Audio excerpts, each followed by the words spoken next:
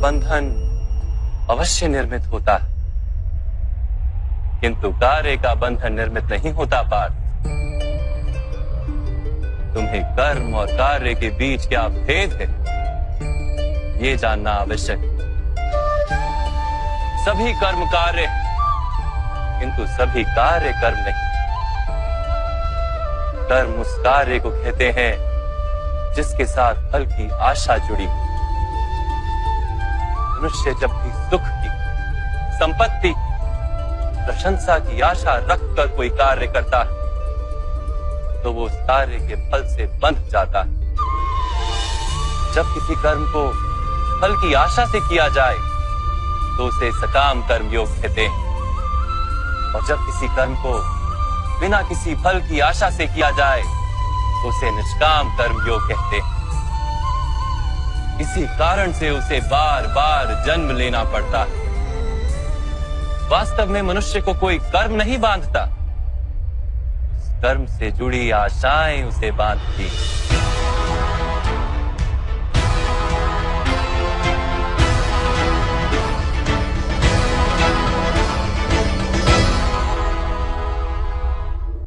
वास्तव में मनुष्य को कोई कर्म नहीं बांधता, उस कर्म से जुड़ी आशाएं उसे बांधती हैं।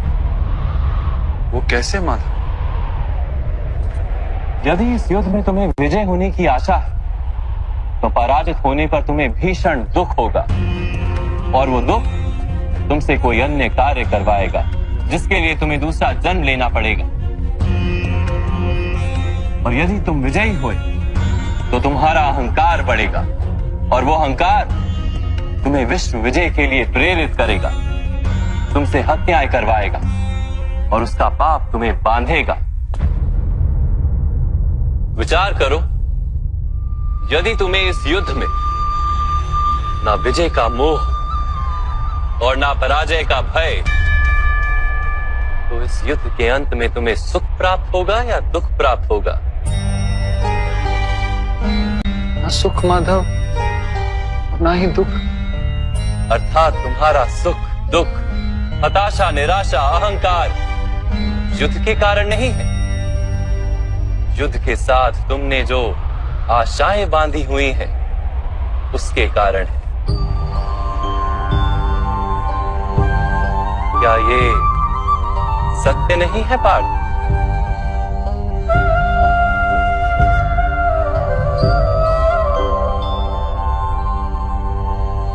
सुख दुखे समे कृत्वा लाभा लाभो जया जयो ततो युद्धाय युज्यस्व नैवं पाप मवाप्स्यसि। अर्थात सुख दुख को समान मानकर लाभ हानि जय पराजय का विचार किए बिना यदि तुम युद्ध करोगे कौन्तेय, तो तुम पाप के भागी नहीं बनोगे। इसी को कर्म योग कहते हैं। जो सांख्य का ज्ञान प्राप्त कर लेता है वो ये जान लेता है कि वो शरीर नहीं, केवल एक आत्मा है। शरीर के भोग और अनुभव तो केवल मृत्यु तक है, अर्थात वास्तविक नहीं, केवल माया है। उसके लिए कर्मयोगी बनना सरल हो जाता है। परंतु माधव, यदि कार्य से बंधन निश्चित है तो क्या संसार का त्याग करके संन्यास लेना उचित नहीं? इसी विचार का परिणाम है कि आज ये युद्ध हो रहा है पार्थ।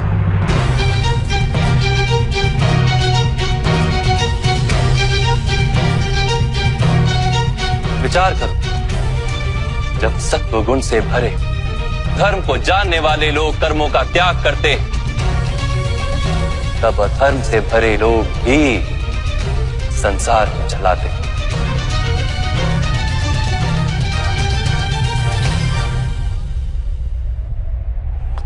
यदि महामहिम ने संसार का त्याग ना किया होता तो आज अधर्म इतना बढ़ता ही नहीं।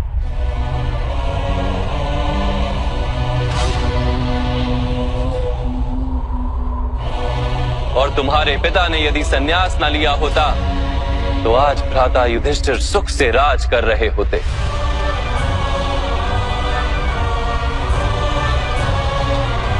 और अपनी प्रजा को न्याय और धर्म का ज्ञान दे रहे हो। किंतु दुखदायक बात तो यह है पार्थ कि सत्वगुण से भरे मनुष्य ही संसार को लाभ दे सकते हैं, किंतु वो ही संन्यास का विचार करते हैं। जैसे जल तो भाप बनकर उड़ जाता है और कीचड़ वहीं पड़ा रहता है, वैसे सत्वगुणी सज्जन लोग तो संसार का त्याग कर देते और तमस से भरे अधर्मी लोग संसार में कार्य करते हैं। इसी कारण से संसार में पाप और अधर्म बढ़ता है।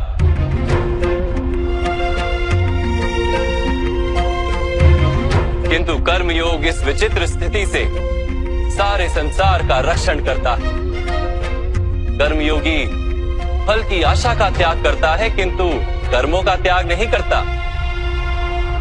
वो इसी संसार में रहता है, सन्यासी की भांति सारे कार्य करता है, किंतु उनमें लिप्त नहीं होता। कर्मयोगी अपनी संतानों से, स्वजनों से, अपनी प्रजा से कोई अपेक्षा या आशा नहीं रखता। स्वयं उसे संन्यास का लाभ होता, किंतु समाज को संसारी की भांति लाभ देता।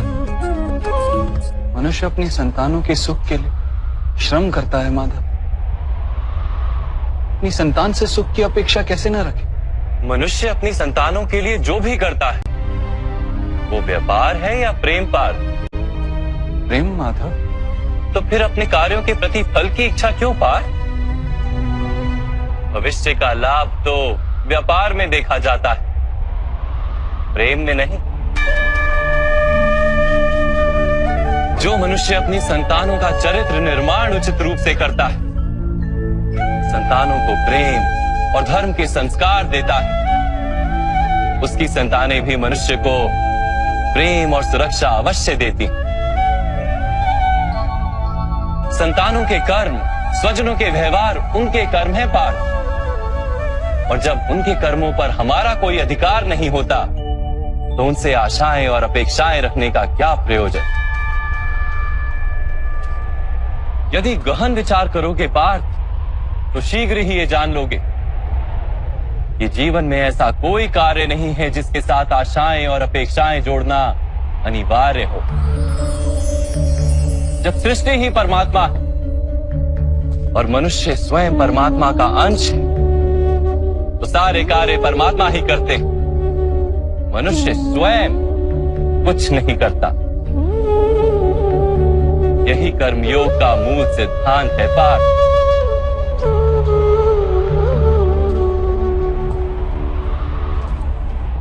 तुम्हें भी कर्मयोगी बनकर ये युद्ध करना आवश्यक है पार्थ।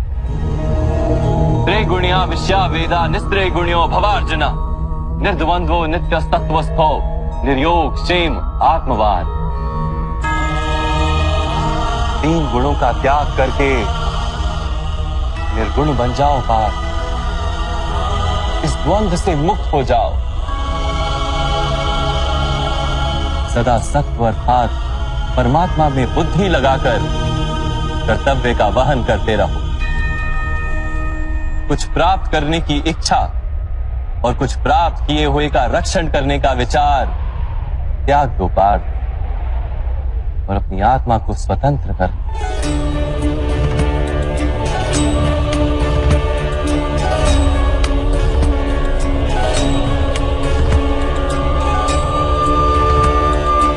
स्मरण रहे पार्थ, कर्मण्यवाधिकारस्ते मा फलेषु कदाचन मा कर्म फल हेतुर्भु मा ते संगोस्त्व कर्मणि। तुम्हारा अधिकार तो केवल कर्म करने का है, फल तो ईश्वर के हाथ में। इसलिए न कर्म से भागना उचित है और ना ही कर्म के फल की आशा रखना उचित है।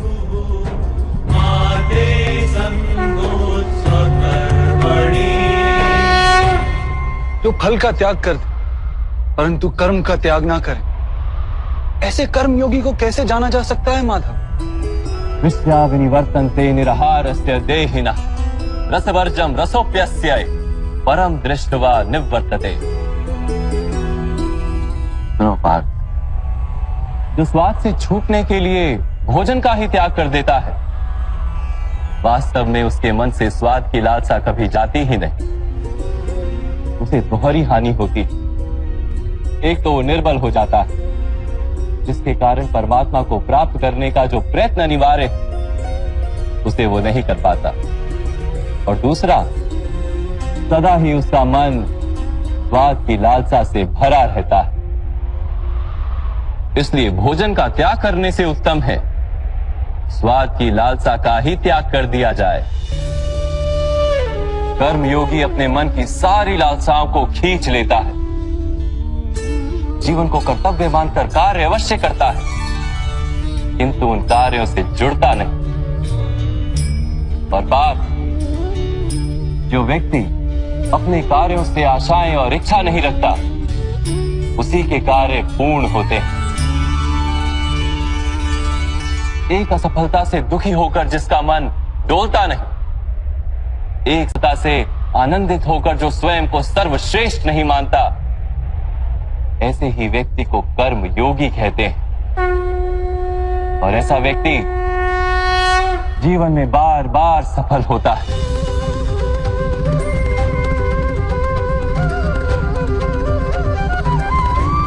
ध्यायतो विषयान पुंसः संगस्तेषु पजायते, संगात संजायते कामा, कामात् क्रोधोऽभिजायते, क्रोधात् भवति सम्मोहः, सम्मोहात् स्मृति विभ्रमः, स्मृति भ्रंशात् बुद्धिनाशो, बुद्धिनाशात् प्रणश्यति।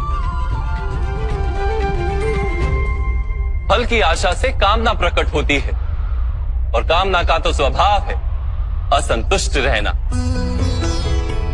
असंतोष से क्रोध उत्पन्न होता है, और क्रोध से मोह जन्मता है। मोह के कारण व्यक्ति आचार और व्यवहार का ज्ञान ही भूल जाता है। ज्ञान के जाने से बुद्धि चली जाती है, अनुचित प्रकार के कार्य होने लगते हैं, और समाज ऐसे व्यक्ति का शत्रु बन जाता है। और अंत में ऐसे मनुष्य पूर्णतः पतन हो जाता है।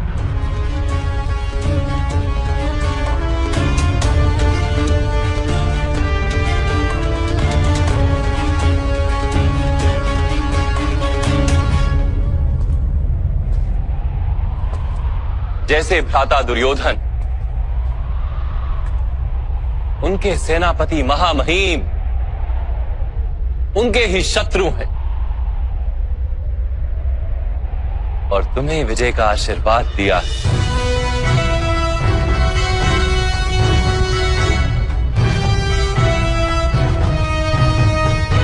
पार्थ, कर्मयोग ब्रह्म विद्या का दूसरा चरण है। परमात्मा में अपनी बुद्धि स्थिर करो, स्वयं को आत्मा जानो, मिथ्या बंधनों से मुक्त हो जाओ।